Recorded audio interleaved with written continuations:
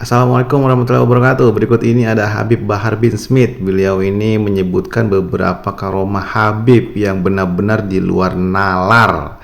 Yuk kita dengerin. Bisa kamu mengikuti amalannya Muqaddam Tsani Habib Abdurrahman Segaf, umur 7 tahun mengkhatamkan Al-Quran dalam 1 rakaat salatnya. Umur 7 tahun menghatamkan Al-Quran dalam 1 rakaat sholatnya. Waduh, luar biasa nih, bingung nih, dibayanginnya bingung nih.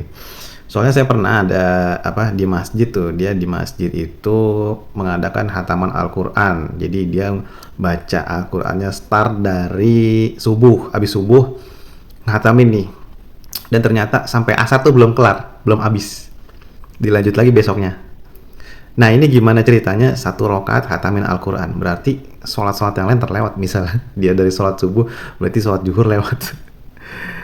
Nggak masuk di akal ya, nggak masuk di akal ya. Cuman nggak tahu nih kalau emang bener. Kalau emang bener gitu kan. Gimana caranya? Cara bacanya gimana? Gitu. Kalau emang bener. Tapi kita nggak tahu ya. Saya nggak menjudge ini ngibul atau gimana. Cuman di luar nalar, gimana cara bacanya 1 rakaat bisa hatam Al-Quran, sedangkan pada kenyataannya aja yang saya lihat ya, pernah ada hataman di masjid gitu ya, itu dari subuh sampai asar itu belum kelar, belum hatam, belum habis gitu. Yuk kita lihat yang selanjutnya nih. Muqaddam Tsani lam yanam la lailan wala naharan 33 sanatan. Muqaddam Tsani 33 tahun nggak tidur, tidak siang hari, tidak malam hari. Ditanya, ya Imam, kenapa kamu nggak tidur? Apa jawab beliau? Bagaimana saya bisa tidur? Melihat ke kanan sorga, melihat ke kiri neraka, melihat ke atas arasnya Allah. Bisa kamu ikuti? 33 tahun nggak tidur, katanya melihat ke kanan surga, melihat ke kiri neraka, melihat ke atas arsy Allah. Nabi Muhammad SAW aja tidur ya. Beliau orang yang dijamin surga, beliau yang membuka pintu surga, beliau yang punya syafaat, dan umat beliau yang paling banyak, dan beliau Nabi Muhammad SAW adalah diutus untuk seluruh alam semesta. Itu tidur, manusia biasa tidur. Ini 33 tahun nggak tidur, mungkin nggak tuh? Gimana caranya bisa nggak tidur 33 tahun? Nggak masuk akal ya. Cuman ya nggak tahu, sekali lagi kita nggak tahu nih bener apa enggak yang diceritakan oleh Habib Bahar ini. Bisa kamu ikuti Fakhrul Wujud Syekh Abu Bakar bin Salim, 40 tahun sholat subuh dengan wudhu isya. 40 tahun sholat subuh pakai wudhu isya. Al-Imam Muhammad Maulad Dawilah 15 tahun sholat subuh pakai wudhu isya. Kamu sholat subuhnya pakai wudhu duhur kalau nggak duha, saudara-saudara. Sholat subuh pakai wudhu isya, mungkin kalau ini masih bisa masuk akal ya. Ketika misalnya orang itu adalah yang memang rajin sholat tahajud, sholat malam, dan dari isya itu dia, itu masih bisa, masih oke lah, masih bisa diterima lah ya kalau ini ya. Para ulama, para aulia, para salaf sholat subuh pakai wudhu isya. Al-Habib Umar ibn Zain bin Smith, Al-Habib Umar bin Zain bin Smith, 16 tahun tidak pernah menyandarkan punggungnya di satu benda apapun. 16 tahun nggak pernah menyandarkan punggungnya. Sekalipun tidur, tidurnya duduk. Bahar bin Smith cucunya tukang tidur, saudara-saudara. Nggak pernah menyandarkan punggungnya. Terus faedahnya apa? 16 tahun nggak pernah. Ini agak janggal nih. Faedahnya apa? Nggak menyandarkan selama 16 tahun ya? Apa maksudnya? Habib Abdullah bin Husain bin Tahir setiap hari baca la ilaha illallah 25.000 kali. Ya Allah 25.000 kali. Salawat kepada Nabi 25.000 kali. Bisa kamu ikuti? La ilaha illallah 25.000 kali. Ya Allah 25.000 kali. Salawat 25.000 kali. Gimana ngitungnya ya? Bisa nggak miss gitu ya ngitungnya? Bisa tepat jadi 25.000 kali gitu. Dan faedahnya apa? Dan juga itu ajarannya dari mana?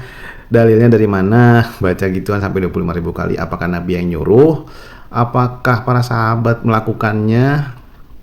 Nggak tahu deh.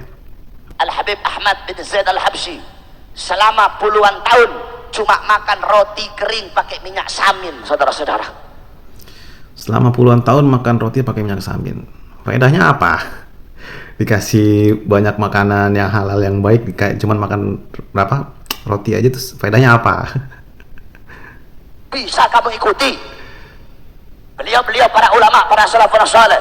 Al-Habib Abu Bakar bin Abdullah Al-Attas, satu kali duduk baca Yasin 90.000 kali. Satu kali duduk itu. Satu kali duduk baca Yasin 90.000 kali. Wah, ini nih 90.000 kali loh.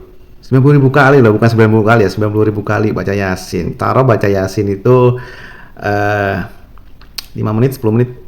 10 menit lah ya, taruh aja 10 menit deh. 10 menit juga kecepatan sih kayaknya. Baca 10 menit ya, misalnya satu kali baca Yasin 10 menit. Dia satu kali duduk baca Yasin 90.000 kali. Waduh, berhari-hari berarti duduknya itu.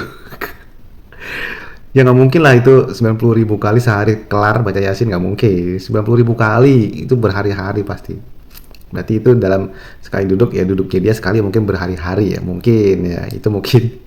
Ya itu dia yang disebutkan oleh Bapak Habib Bahar bin Smith, beberapa karomahnya para habaib ya, yang sangat luar biasa, yang sangat di luar nalar, yang sangat kita mungkin ada yang percaya, ada yang nggak percaya ya. Kalau saya termasuk yang nggak percaya, karena jujur aja kalau bukan asalnya dari Nabi, bukan asalnya dari Al-Quran, bukan asalnya dari sahabat, saya nggak bisa percaya tuh. Karena nggak ada bukti tertulis di hadis, di Al-Quran, dan juga di para imam mazhab tuh nggak ada riwayat kayak gitu. Kecuali emang ada riwayatnya tertulis jelas gitu kan. Dan ini juga nggak tahu nih, beliau Habib Bahar ini dapat data-data itu, dapat kisah-kisah itu yang sangat menakjubkan itu dari mana, dari kitab apa gitu kan. Dari mana, apakah dari ceramah turun-temurun juga, dari mulut ke mulut, atau ada kitabnya. Nah, kitabnya juga kitab apa dulu nih yang nyebutin kayak gitu. Sahih nggak tuh kitabnya, bisa dipertanggungjawabkan nggak kesahihannya.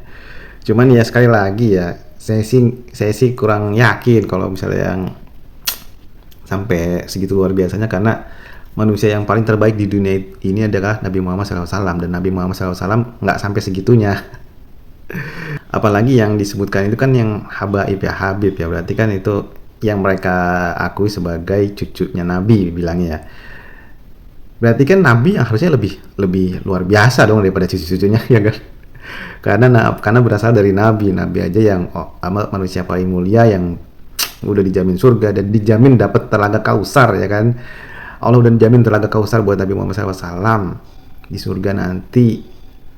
Kok nggak kayak Habib-Habib yang tadi diceritain sama Habib Bahar bin Smith ini, nggak sampai seheboh, seluar biasa itu, semustahil itu. Nah kalau saya sih nggak percaya dari situ, nggak percaya karena nggak berasal dari Al-Quran dan nggak ada dari hadis juga gitu. Cuman kembali lagi terserah untuk teman-teman yang mungkin yang percaya dengan karomah-karomah seperti itu ya, monggo silahkan, nggak apa-apa. Itu kan kita punya tanggung jawab masing-masing di akhirat nanti tentang apa yang kita yakini ya kan.